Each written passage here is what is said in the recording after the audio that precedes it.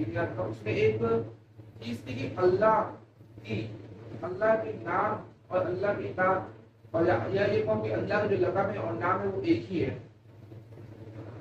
ہم انسانوں میں نام اور لقب الگ ہو جاتے ہیں. آنے جو کوئی بچہ ہے نام ہے، ہم نام سے پکارتے ہیں، لیکن اگر اس میں ڈاکٹری گئی اس کے نام آگے ڈاکٹر لگ جاتا ہے. بے شک اس میں اگر اس کی ڈاکٹری کری نام کے آگے ڈاکٹر لگ جاتے ہیں، ڈاکٹر پڑا.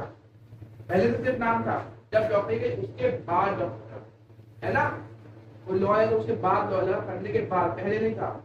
لیکن اللہ ایک وہی شے ہے جس کے نام میں اور لقب میں کوئی فرق نہیں. اگر وہ پہلے اعلیٰ تھا تو آج بھی اعلیٰ ہے، اگر وہ پہلے عظیم تھا تو آج بھی عظیم ہے. تو جب هو العلی العظیم تو اس میں کہہ رہے ہیں کہ اللہ علی بھی ہے اور عظیم بھی ہے. تو لہٰذا یہ بات تو پوری ہے کہ اللہ علی بھی ہے، بلند بھی ہے، عظیم بھی ہے، باعظمت بھی ہے.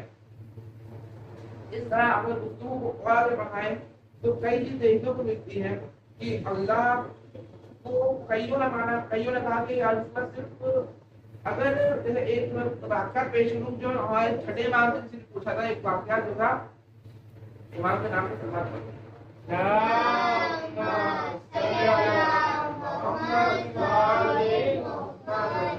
جب چھٹے امام نے کسی نے بات کی یا امام اگر میں نہا دھو لوں، پاک و پاکیزہ لباس پہن لوں، پاک و پاکیزہ ہو جاؤں، اگر میں نہا دھو لوں، پاک و پاکیزہ لباس پہن لوں اور پاک و پاکیزہ ہو جاؤں، تو کیا مجھے نماز سے پہلے پھر بھی وضو کی ضرورت پڑے گی؟ کیا مجھے نماز سے پہلے پھر بھی وضو کی ضرورت پڑے گی؟ امام نے کہا بے شک پڑے گی. تو امام اس نے پوچھا امام سے کہ امام اگر میں پہلے سے ہی پاک ہوں، اگر میں پہلے سے ہی پاک لباس پہنوں، میں پہلے سے ہی پاک ہوں، تو وضو کی کیا ضرورت؟ سوال آتا ہے کہ وضو کی کیا ضرورت؟ اگر وضو کہتے ہیں پاک کرنے کو، وضو کہتے ہیں کلی کرنے کو، اگر وضو کہتے ہیں نیت کرنے کو، تو کیا میں بنا وضو کے صرف نہا کے نیت کر لوں؟ کیا میں صرف نہا کے نماز پڑھ سکتا ہوں؟ امام نے کہا بالکل نہیں. تو پھر اس نے پوچھا کہ یا امام نے وضو کیوں کیا اللہ نے؟ اگر صرف نہا کے نماز پڑھ سکتے ہیں پاک ہونے کے لیے، اگر وضو صرف پاکیزگی کے لیے ہے تو نہا کے انسان پاک ہو جاتا ہے، عام طریقے سے ہاتھ دھونے تو بھی پاک ہے. تو اللہ نے وضو کیوں کرا واجب نماز سے پہلے؟ تو امام نے جو جملہ کہا وہ امام نے کہا اے سن، کاش تو سمجھ پاتا، اللہ نے وضو واجب کر کے دیکھنا چاہا کہ اللہ کو کتنے مانتے ہیں، اللہ کی کتنے مانتے ہیں، اللہ کی کتنے مانتے ہیں. اللہ نے اگر وضو کہا تو وضو کتنے کریں گے، اللہ نے کہا زکات تو کتنے زکات دیں گے، اللہ نے کہا بڑوں کی عزت کو کتنے کریں گے. اللہ ہر قدم پہ دیکھنا چاہتا ہے یہ چیز. اور ایک مجلس میں نے یہ بھی عرض کیا تھا کہ اگر اللہ نے ہم کو کتاب دی ہے تو کتاب سمجھانے والا بھی دیا. اگر اللہ نے ہم کو کتاب دی تو بے شک کتاب سمجھانے والا بھی دیا. تو اگر کتاب قیامت تک باقی ہے تو یہ بھی مانو کہ سمجھانے والا بھی باقی ہے قیامت تک. بنا سمجھانے والے کے کتاب کام کی نہیں، بنا کتاب کے سمجھانے والا کام کا نہیں. تو یہ مانو نا کہ قیامت تک بھی کوئی امام ہے، تو مانو قیامت تک کوئی امام ہے نا. اس گفتگو کو تھوڑا اور اگر ایک لمحہ اور آگے بڑھائیں تو جب بعد رسول اور جب آگے بڑی حدیثیں مولا علی سے روایتیں آئی، کئی سوال جواب ہوئے، کئی بار جب کسی اور نے سننے کا دعویٰ کیا تو اس کو شکست ملی. ایک سوال قرآن میں ایک تذکرہ کا جناب موسیٰ کا، اگر کبھی پڑھا ہو آرام سے وہ سب سے بیٹھ کے، ایک تذکرہ تھا جناب موسیٰ کا. اس میں فرمایا تھا کہ جناب موسیٰ کے سامنے جب جادوگر آئے تھے فرعون کے دربار میں، جب جادوگر آئے تھے تو جناب موسیٰ نے کیا کہا تھا؟ جناب موسیٰ نے کچھ نہیں کیا تھا، ان کا جو عصا تھا وہ اژدہا بن گیا تھا. تو جو جادوگر تھا وہ بھی ایمان لے آیا تھا. جب فرعون نے کہا کہ اس کے دربار کا جادوگر، اس کا آدمی موسیٰ کا خدا پہ ایمان لایا، جب اس کا آدمی موسیٰ خدا پہ ایمان لایا تو اس نے اپنی بات پوچھا ایمان کیوں لایا؟ تو اس جادوگر نے فرعون سے کہا دیکھ میں جانتا ہوں جادو کسے کہتے ہیں، میں جانتا ہوں جادو کا طریقہ کیا ہے. جیسے کوئی ڈاکٹر ہے تو مرض کو غلط بہتر پہچانتا ہے نا، کوئی عام انسان نہیں دیکھتا ہے، ڈاکٹر پکڑ لے گا کون یہ مرض ہے. تو جادوگر جانتا ہے جادو کسے کہتے ہیں، معجزہ کسے کہتے ہیں. جادوگر جانتا ہے جادو کسے کہتے ہیں، معجزہ. صلوات علیہ محمد.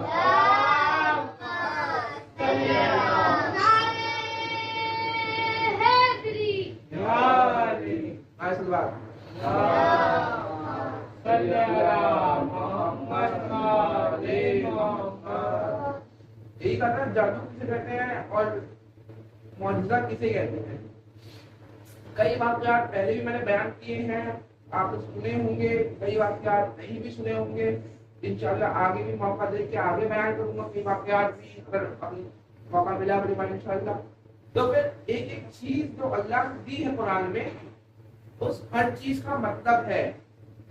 لیکن واضح ہے ہر چیز کا جو اللہ نے قرآن میں بھیجی ہے اس کا ایک نہ ایک مطلب ہے. بات الگ ہے کہ ہم کو ہر مطلب سمجھ میں نہیں آتا، بات الگ ہے ہم کو پورا قرآن سمجھ میں نہیں آتا. بات الگ ہے کہ جو الف لام میم لکھا ہے، الف لام رے لکھا ہے، الف صاد لکھا ہے، اس کا ترجمہ آج بھی وہی الف لام رے ہے، الف لام میم ہے. اس کا بھی کوئی مطلب ہے. تو اگر مطلب چھپا ہے تو کوئی سمجھانے والا بھی ہے، پوچھے اس سے بھی. جب امام آئے تو یہی کہا کہ مطلب پہلے قرآن کا صحیح سے بتائے گی کہ الف لام میم کیا ہے، الف لام رے کیا ہے. ایک ایک چیز کا ترجمہ دکھایا جائے گا، اس میں ہر چیز بیان کری جائے گی نا. تو پھر کیوں ڈرنا اس چیز سے. اور جب امام آئیں گے، میں نے پہلے بھی عرض کیا، جب امام آئیں گے تو ہمیں اپنے نفس کو اس طرح آمادہ رکھنا ہے. تو کئی لوگ کہتے ہیں کہ اس جگہ امام آئیں گے ہم وہیں جا کے بچ جاتے ہیں. بچنا نہیں پوچھا. اگر اس جگہ امام آئیں گے اور ہم وہیں جا کے بچ جاتے ہیں تاکہ ہم بہت پہلے پہنچ جائیں، تاکہ ہم باقی لوگوں سے پہلے پہنچ جائیں، باقی دنیا سے وہاں پہلے پہنچ جائیں.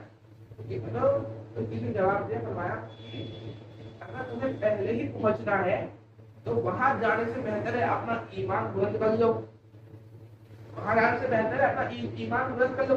دنیا کے چاروں طرف کچھ ایسے لوگ ہوں گے جو ایک ایک لمحے میں ایمان کے پاس پہنچیں گے، ایک ایک قدم میں ایمان کے پاس پہنچ جائیں گے. اور کچھ لوگ ایسے بھی ہوں گے جو ایمان کے قریب رہ کے پاس نہیں پہنچ پائیں گے. ایک ایک لفظ کا مطلب ہے اپنے آپ میں، ایک ایک حرف کا مطلب ہے.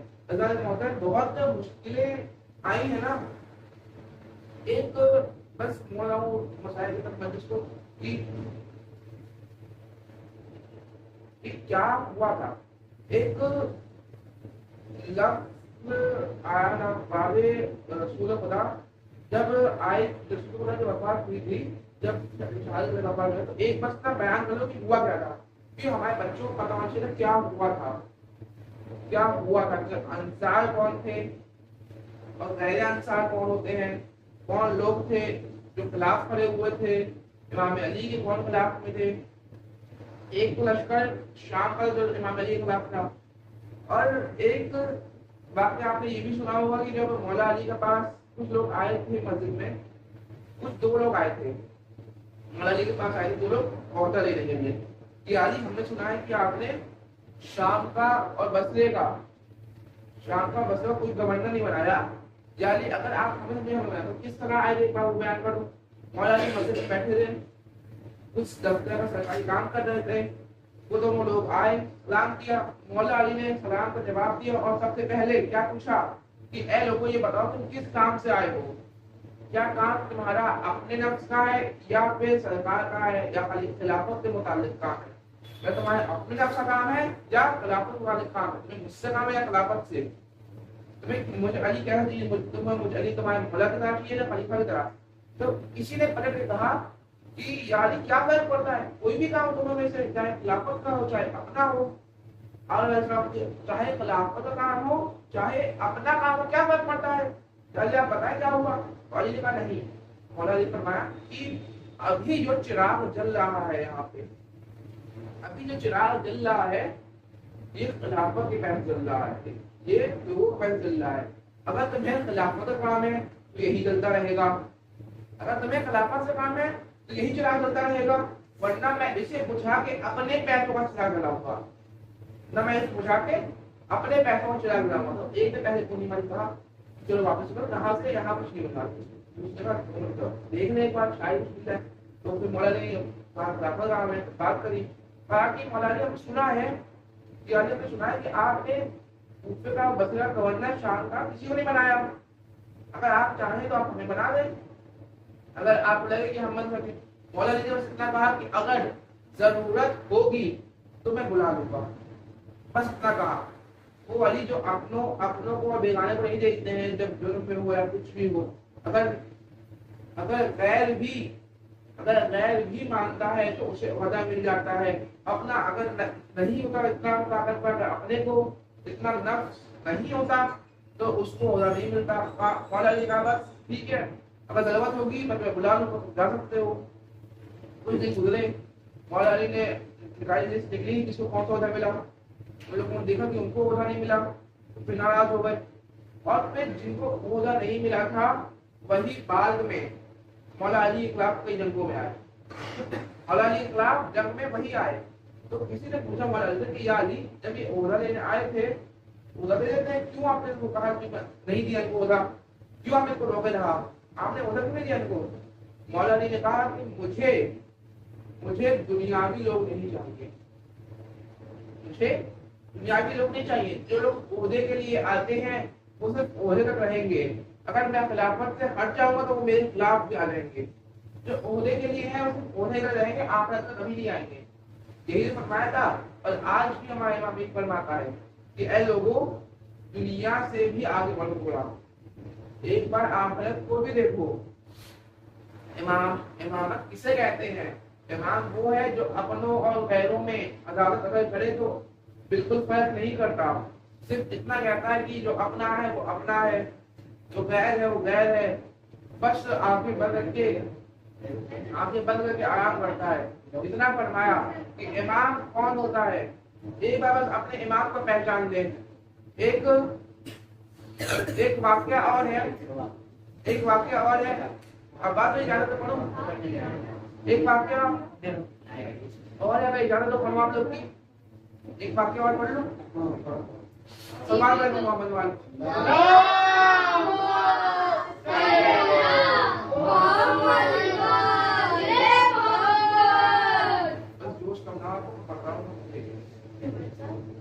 تو بات کیا ہوئی تھی, میں نے شاید آپ نے پہلے کہیں عرض کیا, ذہن میں نہیں بتایا تھا کہ نہیں, لیکن جب کہا جا رہا نا ابھی کا واقعہ ہے, ایک عائشہ کا واقعہ ہے, بہت بڑا عائشہ ہے. ابھی 1970 کے قریب انتقال ہوا تھا.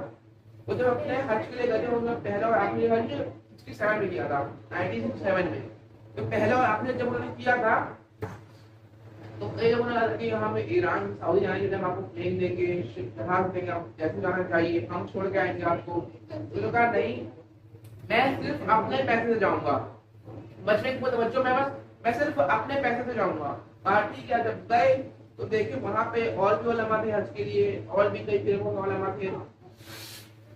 ایک وہ فرقہ تھا علماء تھے, تو انہوں نے فرمایا وہ نابینا تھے. تو جب ہمارا تو جب سب بیٹھے سب جمع ہوئے تو سب کا ایک دوسرے تعارف کرایا.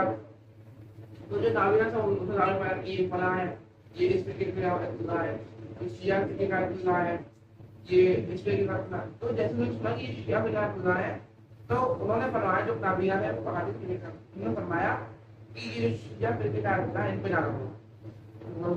کیوں بھائی نہ کیوں بنو اس پہ؟ لوگوں نے کہا نہیں بھائی چھوڑ دیجیے, بزرگ ہو گئے, چھوڑ دیں, ذہنی توازن نہیں ہے, چھوڑ دیں. کہا نہیں پتا نہیں کیا ہوا ہے.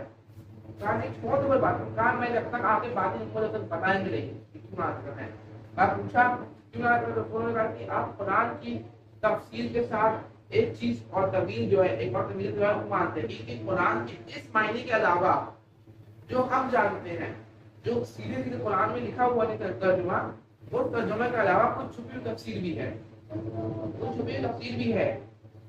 باقی ہم نہیں مانتے کہ تفسیر ہے. اچھا نہیں مانتے, پھر اچھا کہ بھائی بتاؤ کہ قرآن یاد ہے تمہیں؟ بے شک قرآن یاد ہے. حافظ قرآن کا عربی میں یاد ہے, بے شک عرب ہوں, عربی میں یاد ہوا قرآن. تو انہوں نے کہا قرآن میں ایک آیت آئی ہے, ابھی آیت آپ آیت آئی ہے قرآن میں, آیت آئی ہے. آیت فرمایا کیا لکھا ہے, ارشاد ہوا کہ جو لوگ اس دنیا میں نابینا ہیں آخرت میں بھی نابینا اٹھائے جائیں گے اور جہنم میں پھینک دیے جائیں گے. بے شک کئی جگہ پڑھی ہوئی شاید کہ جو لوگ اس دنیا میں نابینا ہیں آخرت میں بھی نابینا اٹھائے جائیں گے اور جہنم میں پھینک دیے جائیں گے. اب وہ کون بھائی وہ بھی نابینا تھے, ایسے نہیں ایسے ایسے کیوں ہے, اللہ اللہ عادل ہے, اللہ ایسے کیوں بنے گا. قرآن کی تفسیر یہی ہے کہ جو آپ مانتے ہیں وہ تفسیر تو یہی ہے کہ جو دنیا میں نابینا ہے وہ آخرت میں نابینا اٹھا جائیں گے اور جہنم میں پھینک دیے جائیں گے. تو گھبرا کے کون, انہوں نے پوچھا آپ بتائیں آپ کیا تفسیر ہے. انہوں نے کہا کہ آپ پہلے آپ بتائیں. کہا نہیں میں کچھ نہیں, آپ بس اپنی تفسیر بتائیں کیا ہے. تو انہوں نے فوراً فرمایا کہ اس آیت کی تفسیر یہ ہے جو جن لوگوں کے پاس ایمان علی نہیں ہے, جن لوگوں کے پاس محبت علی نہیں ہے, وہ دنیا میں بھی نابینا ہے آخرت میں بھی نابینا.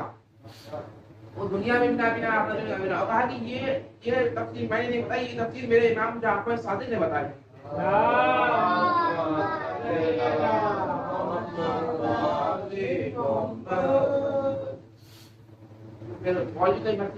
یہ تو کہا کہ اب کی بار حج کی نماز آپ پڑھائیں کہ آپ نے ہمارے بہت سے حل کیا کہ آپ نے آپ پڑھائیں آپ پڑھائی.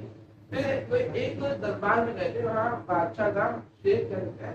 تو جو بادشاہ تھا اس نے کہا کہ آپ لوگ جو ہے زری کا پوسا لیتے ہیں, کپڑوں کا پوسا لیتے ہیں, سونے چاندی زریوں کا پوسا لیتے ہیں, یہ بدعت ہے, شرک ہے, حرام ہے. 3 لفظ جو ہر بات ہے بدعت ہے, شرک ہے, حرام ہے. کون فرمایا؟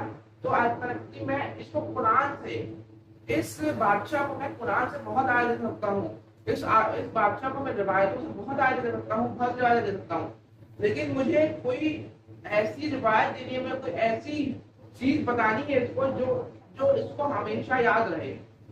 پیچھے مجھے کوئی ایسی حدیث بتانی ہے, کچھ ایسا بتانا ہے جو اس کو ہمیشہ یاد رہے. تو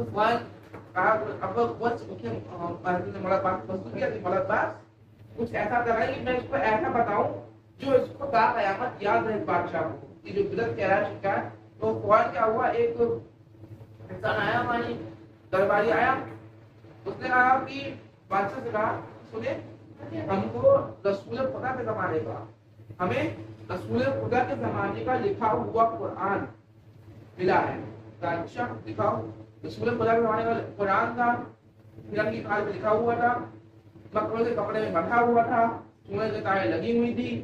اس نے جیسے ہی اس مکڑوں کے کپڑے کے اندر قرآن کو اٹھایا, سونے کی تاروں کا بوسہ دیا, مکڑوں کے کپڑوں کا بوسہ دیا, ہرن کی کھال کا بوسہ دیا. آیت اللہ نے کہا, میں کھڑے ہو, میں نے کون کیا اے شیخ, یہ بدعت ہے, شرک ہے, حرام ہے. کہا کیا ہوا, اصل یہ کیا کہہ رہے ہیں؟ کہا تم نے ابھی تو کہا کہ ہم مکڑ کے کپڑوں کا بوسہ دیتے ہیں, سونے چاندی گھڑیوں کا بوسہ دیتے ہیں, تو نہیں کہتا شرک ہے, بدعت ہے, حرام ہے. اب تو بھی وہی کر رہا ہے. کہا نہیں اللہ, میں اس مکڑ کے کپڑے کا بوسہ نہیں دے رہا, میں سونے کی تاروں کا بوسہ نہیں دے رہا, میں اس کھال کا بوسہ نہیں دے رہا, میں اس کے اوپر لکھے ہوئے قرآن کا بوسہ دے رہا ہوں. میں اس قرآن کا بوسہ دے رہا ہوں جو مکڑ کے کپڑے کے اندر ہے. میں اس قرآن کا بوسہ دے رہا ہوں جس کے اوپر سونے کی تار لگی ہوئی ہے. اچھا تو اب سن لے, ہم بھی کسی مکڑ کے کپڑے کا بوسہ نہیں دیتے, ہم بھی علم عباس کا بوسہ دیتے ہیں, ہم بھی اس سونے چاندی زری کا بوسہ دیتے ہیں جس کے اندر رسول اور آل رسول ہے. صلوات پڑھیں محمد وعلی محمد.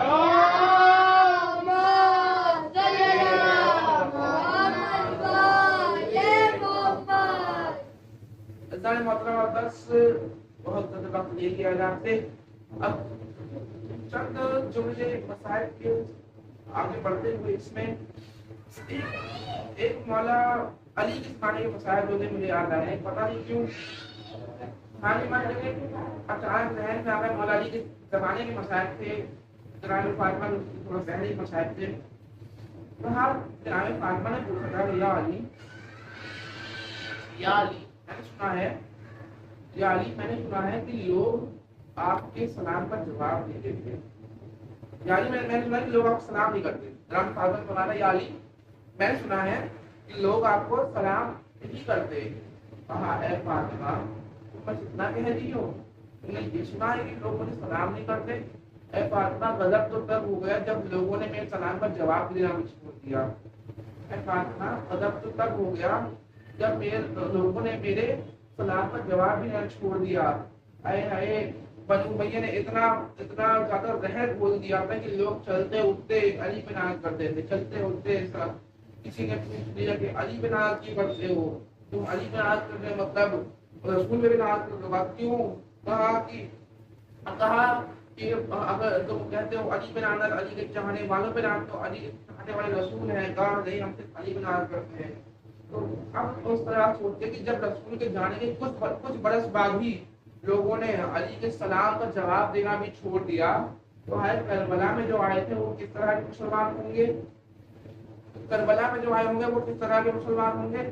تو کسی شاعر نے ایک شعر میں لکھا ہے، فرمایا بس دو بند پڑھو شعر کی لکھا ہے کہ ہائے میرا اکبر چلا گیا، پھر محمد جدا ہوئے، عباس کے بازو بھی کٹ گئے، اور مسلمانوں کا مجمع تھا، کسی نے یہ بھی نہ پوچھا کہ اے بھائی کیا ہوا، اے بھائی کیا ہوا، کسی نے یہ بھی نہ پوچھا ہے، مسلمانوں کا مجمع تھا، یہ پتہ نہیں کون سے مسلمان تھے۔ جناب زینب فرماتی ہیں اے اماں، یہ کون سے مسلمان یہاں پہ آئے ہیں بھائیوں کے خلاف؟